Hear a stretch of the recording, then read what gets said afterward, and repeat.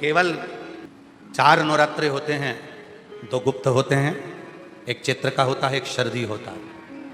केवल 4 नवरात्रे ऐसे होते हैं जिन नवरात्रे में शिव जी के मंदिर में अगर दीपक भी लगाया जाता है तो लंबी बत्ती का लगाया जाता है। बाकी के समय में शिव के मंदिर में गोल बत्ती का दीपक लगता है। क्यों? कहते हैं 64 योगनियां। आपको पहले भी कहा था, आज फिर अच्छे से समझ लीजिए। ये शिवलिंग है, ये जलाधारी है, ये पानी बहता है, बीच में अशोक सुंदरी है, राइट में गणेश जी हैं, लेफ्ट में कार्तिकेय हैं।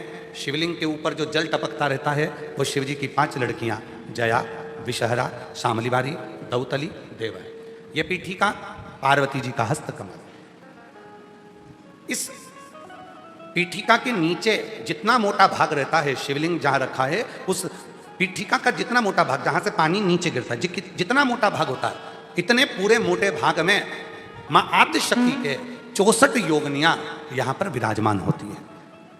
जब हम जल समर्पित कर कर लंबी बत्ती का दीपक नवरात्रि में लगाते हैं तो ये 64 योगनियों की जो शक्ति है, 64 योगनियों का जो फल है, देवी की आराधना और साधना का जो फल है, भले हमने व्रत करा नहीं करा, भले हमने पूजन करी नहीं करी, भले हम नवरात्रि में कोई व्रत साधना तप नहीं कर पाए, कोई बात नहीं, पर जिसने शिव को जल चढ़ाया, ये जल बहकर यहाँ से निकलेगा।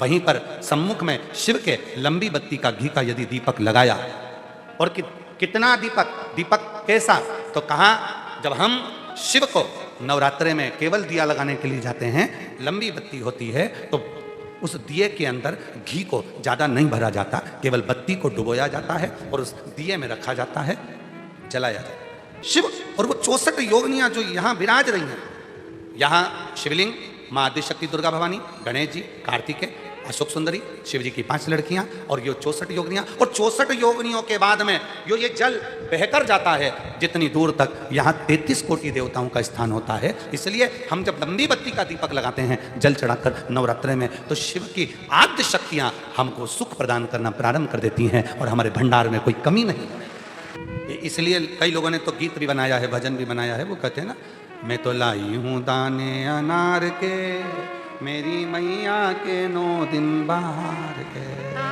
मैं तो लाई हूँ दाने अनार के, मेरी मैया के 9 दिन बाहर के। माँ आद्य शक्ति की आराधना साधना के साथ शिव की साधना हो तो वो बल देती है, वो बल